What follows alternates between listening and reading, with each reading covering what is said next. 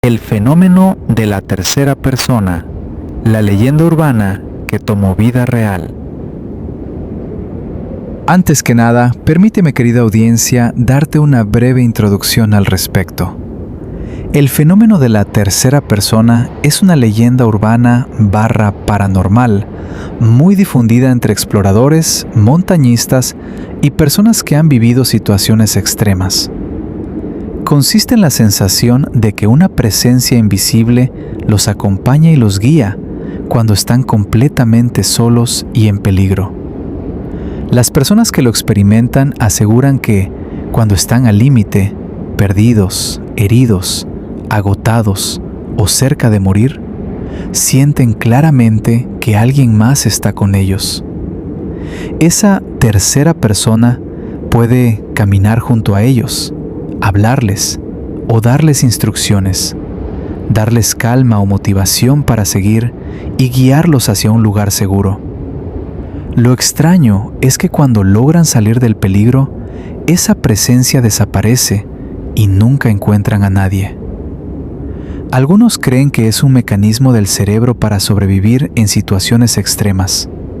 Otros creen que es un ángel guardián o espíritu protector, algo sobrenatural que aparece en momentos críticos. Algunos de los ejemplos más famosos del fenómeno de la tercera persona son: 1. Ernest Shackleton, en una exploración en la Antártida. Relató que durante una caminata mortal en la Antártida en 1916, él y sus compañeros sentían que no eran 3, sino 4 personas caminando. Todos experimentaron la misma sensación, una presencia que iba con ellos, ayudándolos a seguir adelante. 2.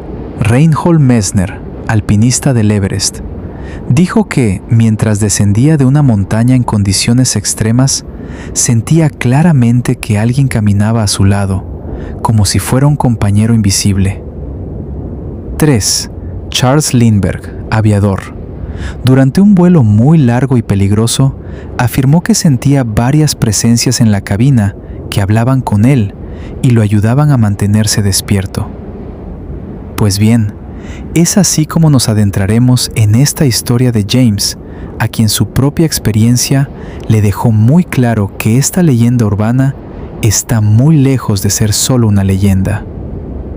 James actualmente es un hombre de 47 años, quien se describe a sí mismo como una persona con una excelente condición física, pues se ha mantenido en movimiento desde que era apenas un joven de 13 años.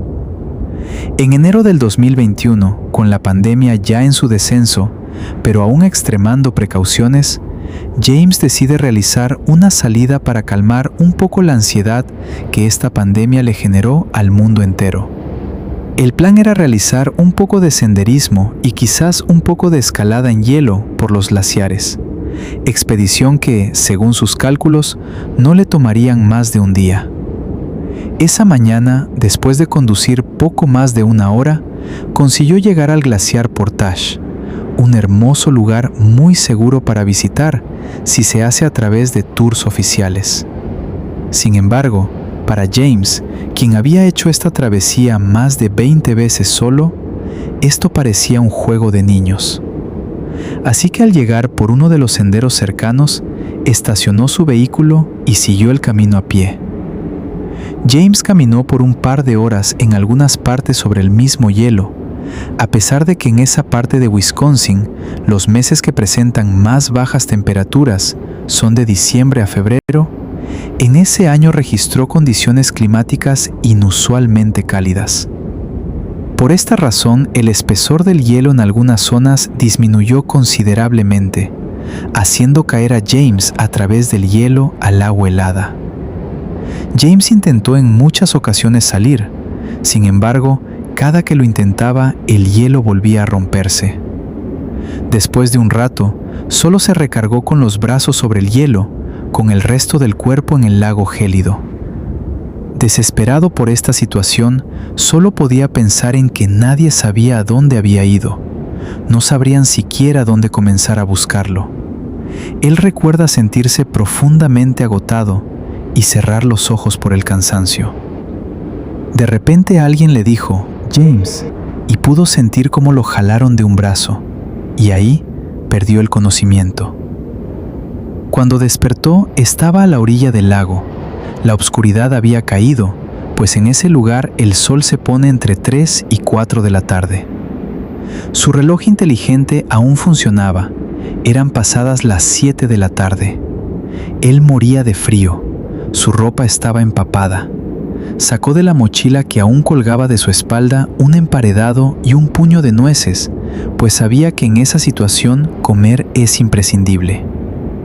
Temblando de las manos de una manera inexplicable y muerto de debilidad, comió un poco e intentó ponerse de pie. Las piernas no le respondían. En los pies sentía como si 1000 agujas lo atravesaran al mismo tiempo, y volvió a caer. Entonces la voz nuevamente encima de su cabeza le dijo de manera corta y en secreto, como dándole una orden: «James, de pie». Y él, sin pensarlo demasiado, se levantó. Esta vez lo logró.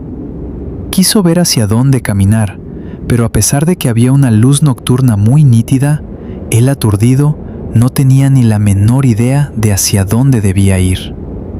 Entonces dio un paso hacia la izquierda y nuevamente la voz a su lado derecho dijo: «Por aquí». Él, sin dudarlo, la siguió. Él recuerda escuchar claramente sus pasos, pero también unos pasos lentos y pesados delante de él. James iba lento, trastabillaba y en ocasiones caía, y solo escuchaba «levántate». En una de estas ocasiones cayó, pero no podía ponerse en pie de nuevo. Recuerda haber despertado cuando algo golpeó tan fuerte su cabeza, al grado de abrírsela, y comenzó a sangrar. Entonces la voz dijo: «Levántate, ya». Como pudo, James se puso de pie y caminaron un rato más. Sentía cómo el líquido le escurría por el cuello. Tocó su cabeza y pudo sentir la herida. Era grande de verdad. De pronto, alguien lo empujó y cayó, chocando con su rostro contra el hielo. Cuando despertó, ya había luz. Algo de repente lo pateó y le dijo: «Vete ya». James, con la última fuerza que le quedaba, volteó, pero no había nadie. Era una llanura de hielo y nieve donde nadie podía esconderse. A un lado de él estaba su mochila abierta. A un lado de la mochila, una bolsa también abierta donde llevaba algunas nueces. Y tirado muy cerca sobre el hielo, un gorro que definitivamente no era de él y parecía llevar ya un tiempo en ese lugar. James recuerda sentir por primera vez desde que todo comenzó un terror recorrer su cuerpo. Tomó fuerzas de donde ya no las tenía y se levantó. Sus extremidades lo hormigueaban, pero aún así estaba determinado a no rendirse, un poco por miedo a morir ahí y otro poco por el terror que le producía descubrir quién o qué era lo que lo llevó hasta ese lugar.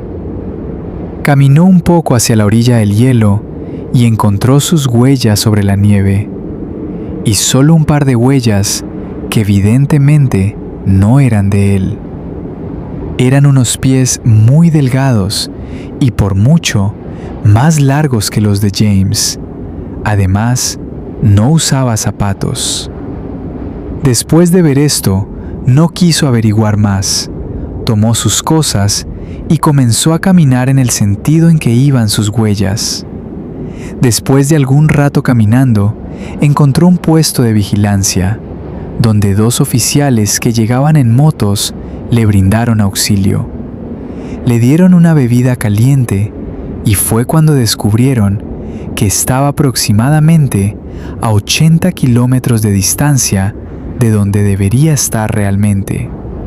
Cuando le contó la historia a los oficiales, lo escucharon atentamente, pero escondían una pequeña risa de incredulidad. Lo llevaron al hospital y se fueron. Después de un breve examen, le encontraron en la espalda marcas como de grandes mordidas que él no recuerda haber recibido y a las cuales no les brindaron mayor interés, pues ninguna estaba abierta. Solo le limpiaron la zona, procedieron a suturarle la herida y James volvió a su casa esa misma noche, acompañado de un amigo que acudió a recogerlo.